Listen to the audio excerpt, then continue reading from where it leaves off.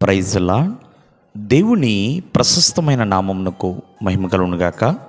ప్రభు నామమున మీ అందరికీ హృదయపూర్వక వందనాలు. ఈ ఉదయకాలము దేవుని వాక్యాన్ని విందాం.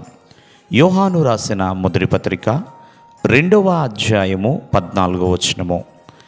యవనస్తులారా, మీరు బలవంతులు, దేవుని వాక్యము మీ యందు నిలుచుచున్నది, మీరు దుష్టుని జయించి ఉన్నారు.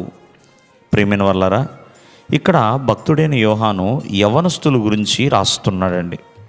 చూడండి, యవన కాలం అనేది ప్రతి మనిషి జీవితంలో చాలా చాలా ప్రాముఖ్యమైనది, అంతేకాదు శ్రేష్టమైనది. మరి ప్రతి ఒక్కరూ యవ్వన జీవితంలో వారి జీవితానికి కావలసిన ఎన్నో ఆలోచనలు చేస్తారు. వారి లైఫ్ సెటిల్ అవ్వాలి, ఉద్యోగమా, వ్యాపారమా, కుటుంబమా, ఇట్లా ఎన్నో రీతులుగా యవ్వన కాలం అనేది ప్రతి మనిషి జీవితంలో ఎంతగానో ఉపయోగపడుతుంది. ఇక్కడ యవ్వనము అనేది బలమైనది, యవ్వనస్తులు బలవంతులు. అంతేకాదు యవ్వనస్తుల ఎడల దేవుని వాక్యం నిలబడుతుందంటండి. యవ్వనస్తులు దుష్టుణ్ణి జయిస్తున్నారు అంటే యవ్వనస్తులుగా ఉన్నవాళ్ళు బలవంతులు కాబట్టి దేవుని వాక్యం వారి యందు నిలుస్తుంది.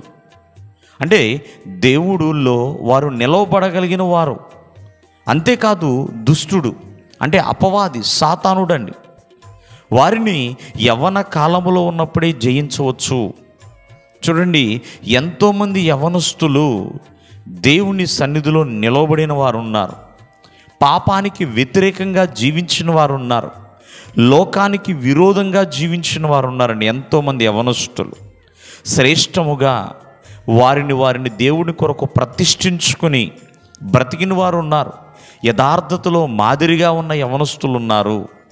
అలాగే ప్రార్థనలో మాదిరిగా ఉన్నవారు ఉన్నారు, పరిశుద్ధతలో మాదిరిగా ఉన్నవారు ఉన్నారు, దేవుని పరిచర్య చేయుటిలో వారిని ప్రతిష్ఠించుకుని ఎంతోమందికి మాదిరికరముగా ఉన్నారు. కాబట్టి యవనస్తుల్ని దేవుడు అంటున్నాడు బలవంతులు అని పిలుస్తున్నాడు. మీరు దుష్టుణ్ణి జయించి ఉన్నారు, దేవుని వాక్యము మీ యందు నిలవబడుతుంది అన్నాడు. చూడండి, ఇవన్నీ కూడా జరగాలి అంటే లోకమునికి దూరంగా ఉండాలి, లోకములో ఉన్న వాటిని ప్రేమించకుండా ఉండాలండి. లోకములో ఎన్నో శరీరాశలు, నేత్రాశలు, జీవపు డంబాలు ఉన్నాయి.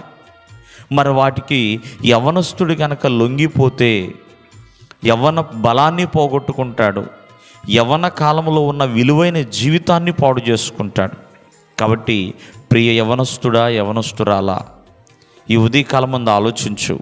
మరి నీ జీవితము దేవుని దృష్టికి ఎంతో విలువైనది, బలమైనది, శ్రేష్టమైనది. కాబట్టి జయకరమైనదండి. యవ్వన కాలములో విజయాలు చూడాలి కానీ ఓటమి పాలవకూడదు. కావున యవనులుగా ఉన్నవాళ్ళు దేవుని దృష్టికి ఎల్లప్పుడూ కూడా ప్రత్యేకించబడిన వారే. దేవుడు మిమ్మల్ని ఆశీర్వదించును గాక. ఆమేన్.